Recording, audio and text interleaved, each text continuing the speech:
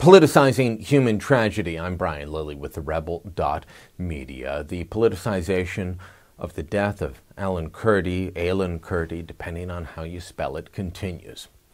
His family was fleeing Syria. They made it to Turkey, then they wanted to make it to the European Union. They got in a rowboat, a father, a mother, two little boys. The two little boys and the mother drowned when the rowboat capsized. The little boy washed up on the shores of a Turkish beach. The picture it's touched millions of people around the world at this point. It has sparked outrage. It's also led to the politicization of tragedy here in Canada. Look, I don't care whether the aunt says that her brother was leaving Turkey to go to the European Union to get better teeth. I'm sure there's more to it than that. I'm sure that this man and his family had their lives shattered before they ever left Syria, by the ongoing civil war, by the rise of Islamist militias, be it ISIS or anyone else. And they decided to flee to Turkey.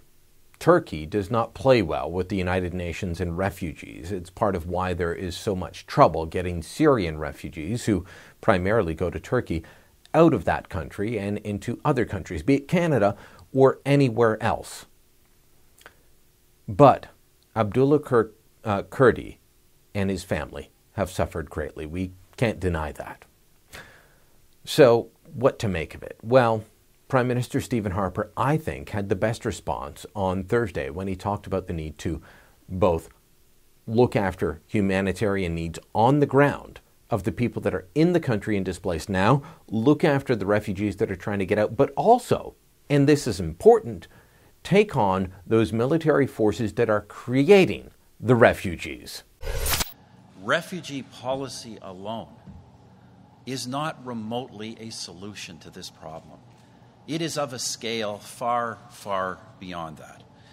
That's why we have been one of the largest donors of humanitarian aid of any country relative to our size in this part of the world. And I know that that has been appreciated by many of the people I did visit when I was there. And yes, we are also doing what we have to do to try and fight the root cause of this problem. And that is the violent campaign being led against people, against millions of people, by ISIS. That is why we are part of the international military coalition. A few days... Well, to some on the left, that is the wrong response. They don't want to actually stop the people creating the refugees, be it ISIS or the other Islamist militias. They just want to make sure that they look after refugees when they come here. Do you really think that those refugees want to leave their homes? Do you think they want to leave their land? Do you think they want to leave everything that they and their families have known for millennia? No. No, they don't. But to Tom Mulcair and the NDP, this is about making sure that there's refugees to look after in Canada. He doesn't care about fighting the barbarian thugs that are creating all of these displaced people. Those horrors are the direct result of the last misguided war, and that's why the NDP doesn't think that more bombing and more war is the solution. But we do think that Canada should start acting. The UN has given us a request to take in 10,000 Syrian refugees. There's no reason for us not to do that. And when I hear the answers from the Prime Minister saying, well, you know, it's more war is what the solution, no amount of military action would have saved that child on that beach yesterday. So let's start acting to save lives immediately. Canada's done it in the past, and we can do it again. Mulcair alludes to the previous war. He's talking about the Iraq war. He doesn't want you to realize that the Kurdi family came from Syria. Their civil war started with or without what happened in Iraq. Their civil war was going to happen. The Assad regime, they're not nice guys. They're fighting against ISIS and other groups. There are some groups that are better than others, but there's no good guy in the Syria fight. It's why Canada and other Western nations haven't picked sides. There are no good guys to back in this fight. There are only poor people that are having their lives ripped apart by it. But Tom Mulcair doesn't want anyone to stop that. He says bombs won't solve anything. Bombs are what are causing these refugees. Mulcair, he wants you to ignore all that. Yeah, let's just pick up 12 million Syrian people and move them to other countries. That's not the answer. That's not the answer, whether you're Tom Mulcair or anyone else. And then there's Justin Trudeau.